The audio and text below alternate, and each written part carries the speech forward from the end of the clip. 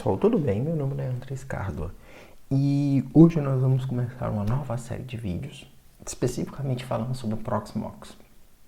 O Proxmox é uma solução para virtualização, de ambientes, mas ele também tem a parte de backup e a parte de e-mail. Mas especificamente nesse vídeo nós vamos falar sobre o Proxmox Virtual Environment. Por quê? Porque de alguns anos para cá, tanto a Microsoft quanto a VMware acabou descontinuando seus produtos, removendo esses produtos da parte de open source gratuito e da parte free para você poder utilizar em casa como laboratório. Isso também tem impactado pequenas empresas, desde a compra da VM pela Broadcom, que a Broadcom comprou a VM removeu a versão do EXE gratuita.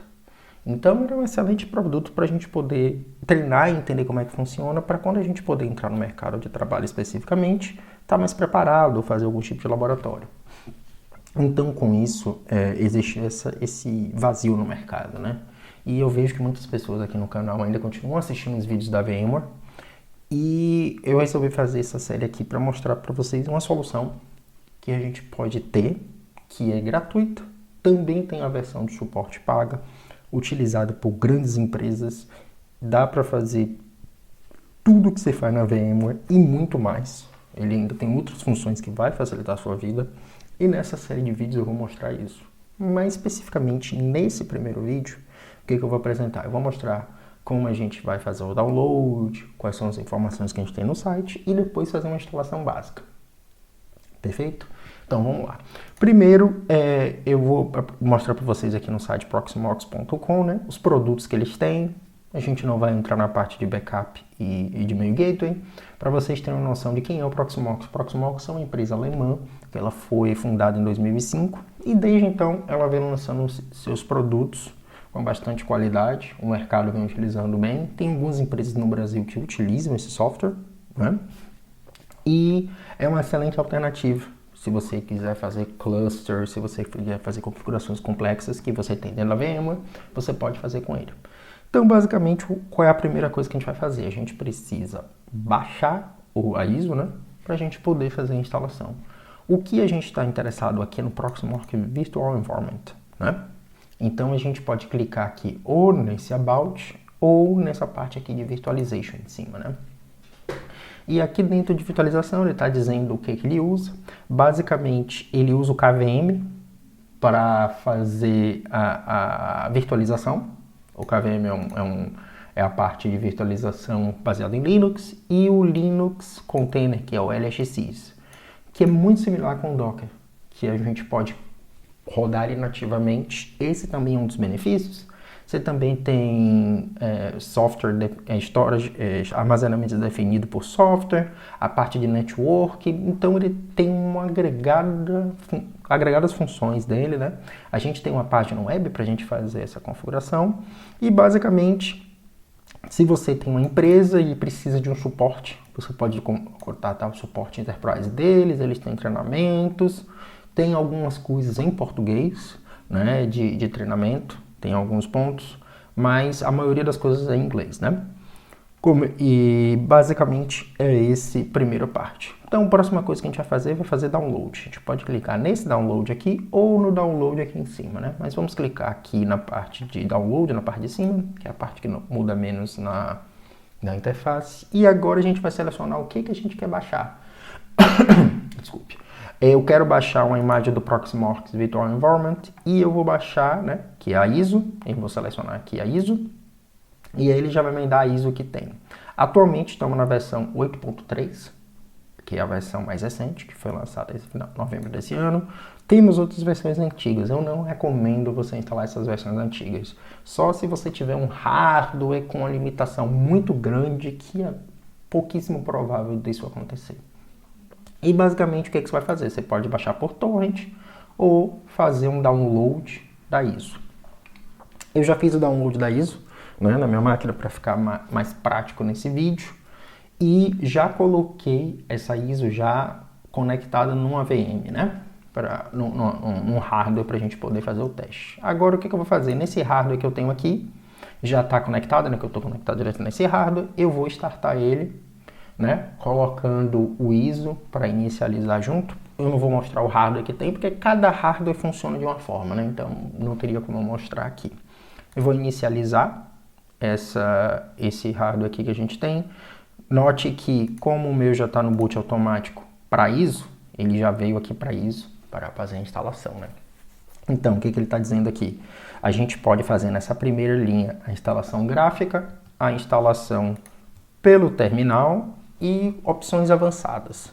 Nesse caso, vamos fazer a instalação pelo gráfico, porque fica mais intuitivo para a gente fazer, mas se você quiser fazer instalações automatizadas, não tem problema, né? Mas antes de a gente começar a fazer a instalação, eu queria mostrar qual o hardware que eu tenho. Você pode ver que eu tenho um CPU com 2 cores virtualizados. O Intel VT está habilitado, né, que é um requerimento para essa instalação.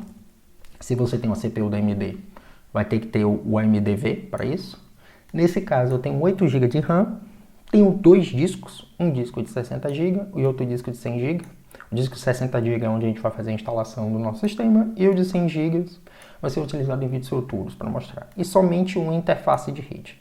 Nesse momento só vou utilizar uma interface de rede, não vou utilizar múltiplas para não deixar o vídeo mais complicado, mas em vídeos posteriores vou mostrar como a gente pode fazer a segregação da nossa rede. Então basicamente é isso e vamos inicializar a nossa instalação, né? Você vê que ele está carregando todos os arquivos necessários para isso. Nesse ponto, como minha interface de rede aqui está com IP dinâmico, ele já conseguiu pegar o IP da interface de rede, né, para isso. Mas se você tiver um IP fixo em steps, em passos mais na frente, ele vai colocar para a gente. Basicamente, na primeira página a gente vai ter os termos para a gente ler e aceitar. E a outra parte agora é o disco. Onde é que a gente vai selecionar? Em qual disco a gente vai utilizar? Lembra como eu disse que a gente tem 2 discos? Um de 60 e outro de 100. Nesse contexto eu vou colocar no de 60, que é o tamanho do sistema operacional que eu acredito que seja o suficiente.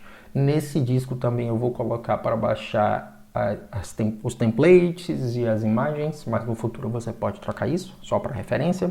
Eu vou selecionar o disco de 70. Tenho aqui umas opções que eu posso customizar.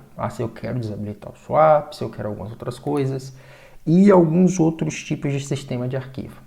Lembrando sempre, o ZFS ele é um sistema de RAID que usa software. Então, se você já tem RAID no seu hardware, não use essa opção, que nenhuma dessas opções que pode dar problema. Se você tiver só os discos separados e quer fazer um RAID em software, o ZFS é uma opção muito boa para você fazer isso. O BRTRFS é um sistema de arquivo novo que está vindo nos sistemas de Linux. Acaba sendo também muito eficiente, mas nesse contexto nós vamos utilizar o EXT4, que vem como padrão, né? Eu vou deixar o disco como 60 mesmo, mas se você quiser customizar essas outras informações, fique à vontade. Nesse caso nós vamos customizar, deixar isso como padrão. Vamos para o próximo. Agora ele está pedindo para a gente qual é a nossa time zone, né? Então, eu estou no Brasil e eu vou escolher o estado aqui, que é o Bahia, que é meu estado. Basicamente, você faz conforme o país que você está e o time zone que você quer e o layout que você quer. Vamos avançar. Agora, uma parte muito importante. Quando a gente faz a primeira instalação, ele vai utilizar o usuário root para isso. E aqui o que a gente vai fazer é só definir uma senha para ele. Então, como a gente vai acessar numa página web, é importante você ter essa senha, memorizar essa senha e saber para utilizar ela. E no futuro, você cria um usuário e outra senha para fazer isso, por questão de segurança, né? A questão do e-mail, você tem que ter um e-mail válido aqui. Ele não vai te mandar nenhum tipo de mensagem, né? Mas ele pede que seja um e-mail válido, né? Então vamos botar aqui. Mas você pode colocar o e-mail da sua preferência, no nosso caso, colocando meu e-mail.